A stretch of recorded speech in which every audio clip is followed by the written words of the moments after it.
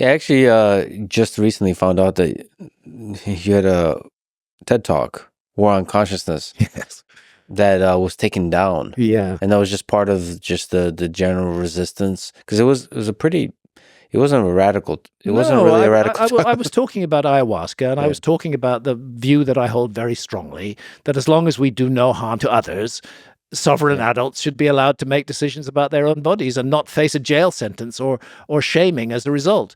So it was a TEDx talk, not a TED talk, organized by a local TED group. They call them TEDx talks, and I gave this talk about the war on consciousness, and it was immediately pulled down from TED's main channel with all kinds of bizarre reasons being given. But unfortunately, it was too late because a number of people had already downloaded the talk and then uploaded it onto other YouTube channels. And actually, their banning of it made it go viral in a way that would not have happened otherwise. But again, it's a sign that points of view that are not acceptable to those in positions of power are simply dismissed and shut down, or at least attempts are made to do so.